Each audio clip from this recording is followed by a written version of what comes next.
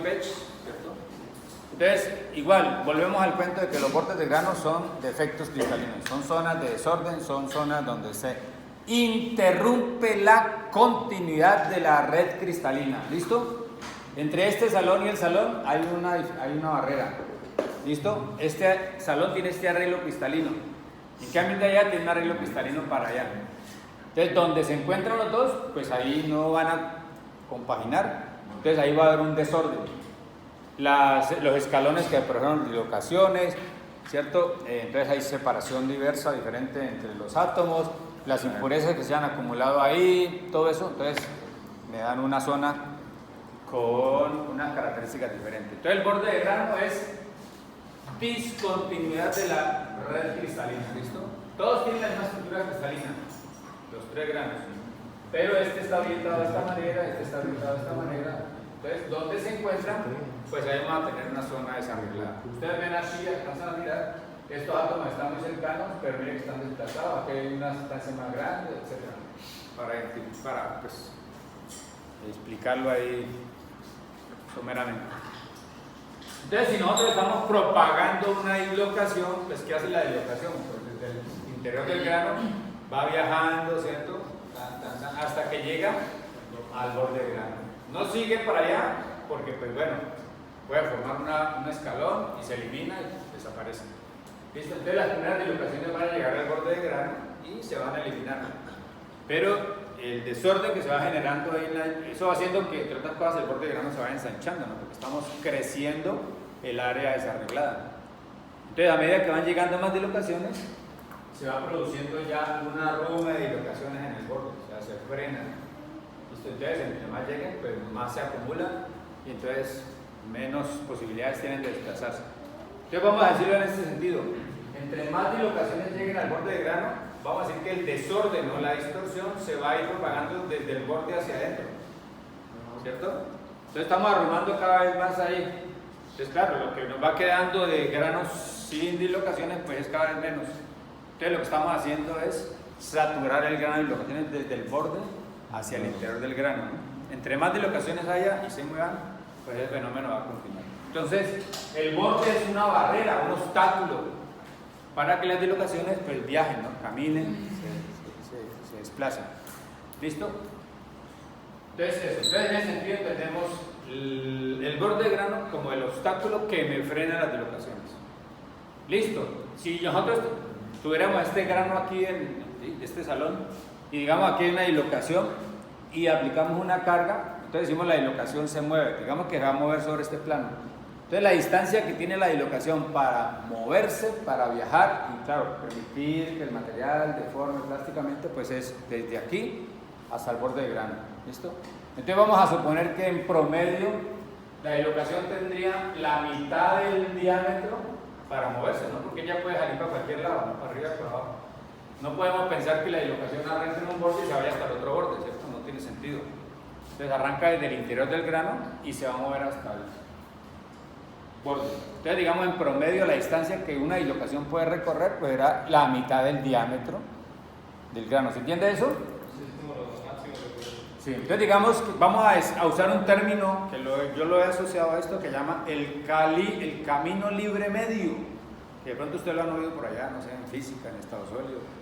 El camino libre medio que la dislocación tiene para moverse sin que se frene, pues con un borde de grano, ¿no? Porque se podía frenar con un átomo de soluto, pero bueno, en ese caso no lo vamos a meter aquí.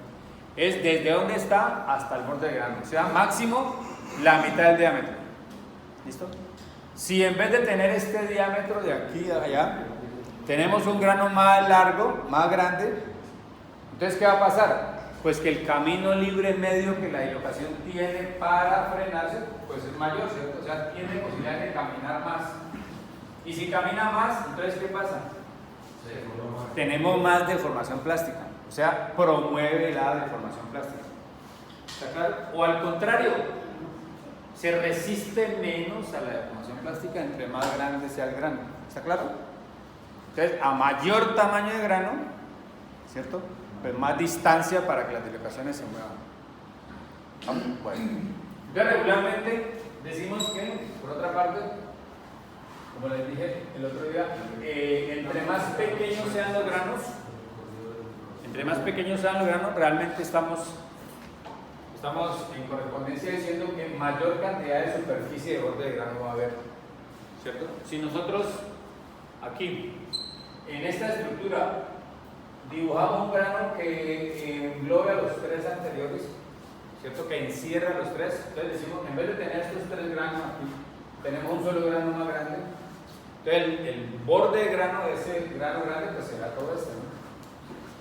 ¿De acuerdo? El tamaño de ese grano pues será el diámetro, ¿cierto? El diámetro de ese grano grande, que claramente está más grande que los anteriores. ¿Estamos?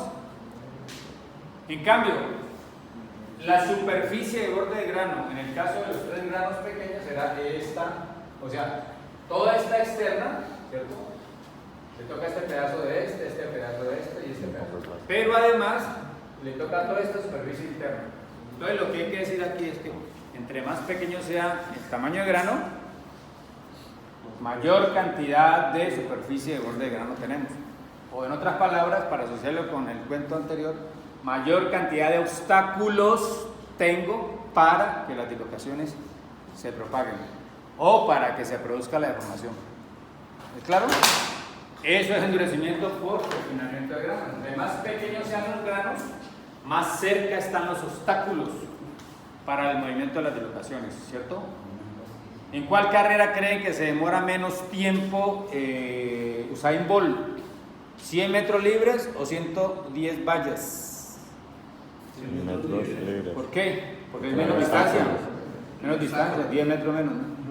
No, es porque no hay Porque tiene obstáculos que tiene que sortear. Entonces hay un frenado ahí, una barrera que tiene que superar. Entonces, claro, se va a demorar más en cubrirlo, ¿cierto? De pronto el ejemplo no sea tan reducido. Entonces, listo, entre más cerca estén las barreras, pues menos deformación puedo tener, menos posibilidades de deformar tengo. Por lo tanto, decimos que el material es más fuerte, más resistente a la deformación plástica. ¿Listo?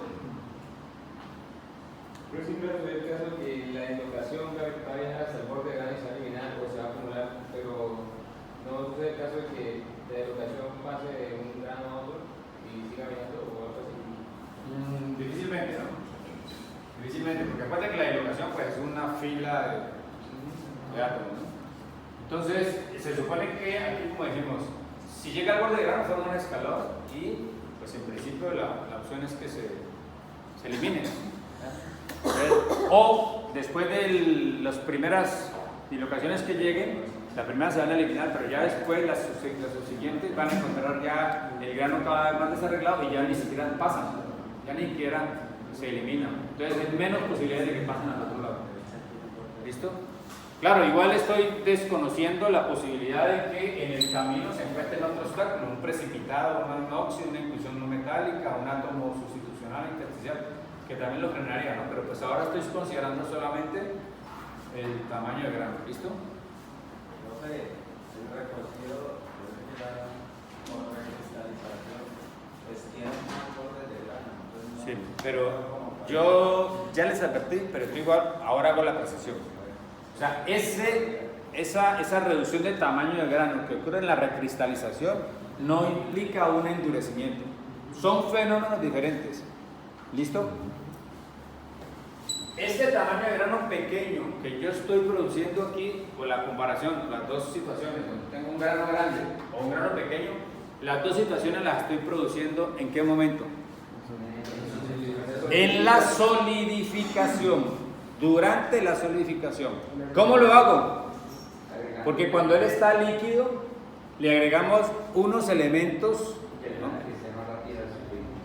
unos elementos que hacen que sobre ellos nucleen los nuevos granos. Entonces se usan nucleantes o se inocula la aleación con unos agentes nucleantes que actúan como semilla, como soporte, como sustrato para que sobre él se formen los granos. Entonces voy a tener muchos más núcleos creciendo en vez de uno solo creciendo, ¿cierto? Entonces los granos que voy a tener van a ser muchos más, pero claro, si yo reparto la torta entre mucha más gente, pues ya a cada uno le va a tocar un pedacito más pequeño. Eso es lo que pasa. Entonces, durante la solidificación es que yo voy a generar el tamaño de grano pequeño. ¿Listo? Mediante agentes nucleantes. Refinadores de grano se llaman. ¿Ya? Y cada aleación tiene sus refinadores de grano específicos, ¿no? Entonces, allí tenemos granos pequeños. Entonces, allí aplica toda esta carreta que estamos diciendo.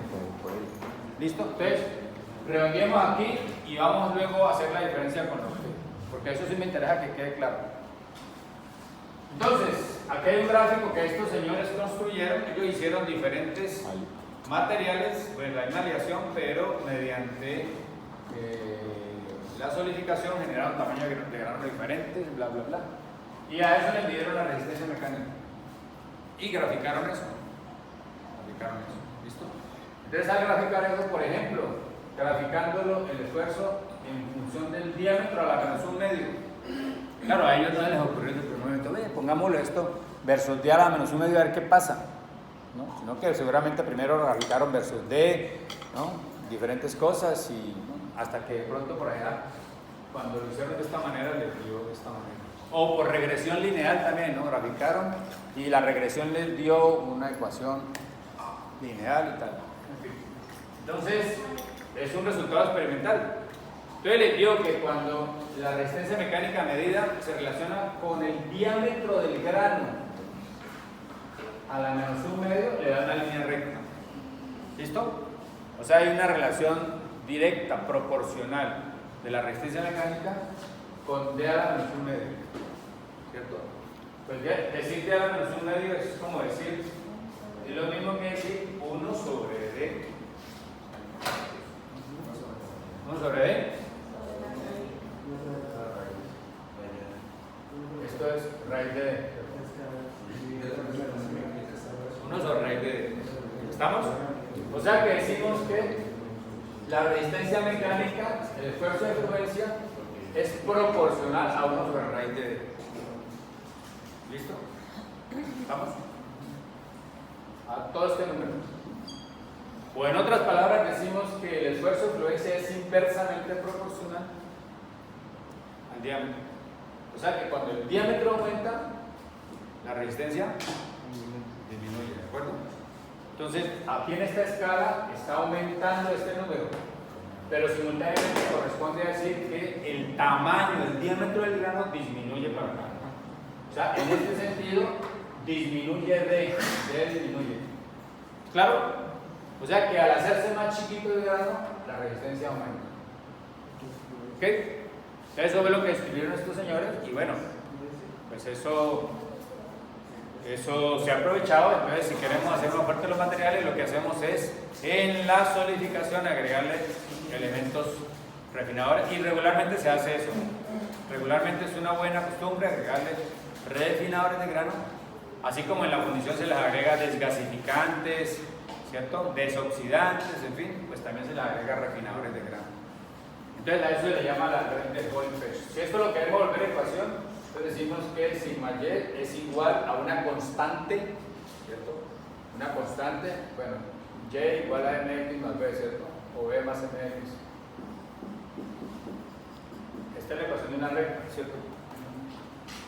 Entonces, donde b que es cruce con el eje y, o sea que es algo que tiene las mismas unidades de sigma. Entonces, un sigma 0 más una pendiente, ¿cierto? La pendiente de la recta, ¿cierto? Una constante, por ejemplo. ¿Y la x cuál es? Es d a la menos un medio. Entonces, d a la menos un medio. ¿Listo? Entonces esa es la ecuación de una recta. Esa es esa ecuación. Entonces hay una proporcionalidad con d a la menos un medio o una relación inversa con el diámetro. ¿Listo? Bueno, la verdad es que esta relación de Boyle-Pash está un poquito cuestionada cuando el diámetro del grano se hace mucho más pequeño. ¿Ya? Por ejemplo, cuando los granos se vuelven nanométricos. Entonces ahí esta ley ya como que no aplica mucho. Pero como dijimos que este curso estaba formulado, montado, ¿cierto? En la escala, ¿cuál escala dijimos? Micrométrica, o sea, a nivel de los granos. O sea, en este curso básicamente vamos a ver en esta escala. Entonces, pues no nos vamos. Ahora, el que quiera, que tenga tiempo y el que le guste y que quiera investigar, entonces me averigua cómo funciona la ley de Holy-Page a escala nano. Ahora están de moda las estructuras nanométricas, ¿no? Los materiales nanométricos. Entonces, ¿cómo funciona la ley de Holy-Page a escala nanométrico? Le damos un premio. ¿En serio? ¿Listo? Y lo discutimos aquí, bueno, y aprendemos todos. Pero pues por ahora lo vamos a dejar de ese tamaño. ¿Listo? ¿Entendido esto? Bueno, eso es endurecimiento por refinamiento de grano, no tiene más. ¿Listo? Entonces, lo importante es que entendamos que el borde es una barrera, un obstáculo.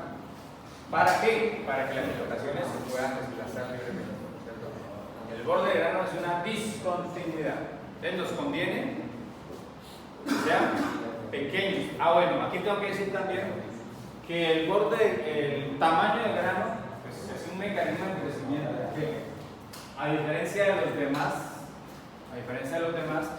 ¿se acuerda que dijimos que la resistencia mecánica, resistencia tal, dureza, aumentan? ¿Cierto? Por ejemplo, por efecto en este caso de la disminución del tamaño del grano, bueno, o allá en soluciones sólidas, ¿aumentan? Sí. Dijimos que aumentan. ¿Y qué pasaba con la ductilidad? Por ciento de deformación. O la tenacidad disminuye. Entonces, si estas aumentan, estas regularmente disminuyen. Solución sólida, dispersión, deformación, ocurre. Pero en el endurecimiento por refinamiento de grano no ocurre. Entonces, este es el único mecanismo donde cuando aumenta la resistencia mecánica, estas no disminuyen, sino que también aumentan. Sobre todo la tenacidad, esencialmente la tenacidad. Por tamaño de grano. La tenacidad. ¿Ves? La tenacidad. Entonces, ¿qué es lo que mide la tenacidad? La energía necesaria para romperse, o sea, para propagar una grieta a través del material. Pues resulta que la grieta a través del material también tiene que atravesar estos bordes de grano. Entonces, cuando tiene que atravesar los bordes de grano, ahí también hay un gasto de energía. Entonces, entre más obstáculos tenga, más gasto tenemos, entonces más energía absorbida. Entonces, la tenacidad aumenta también, ¿ya?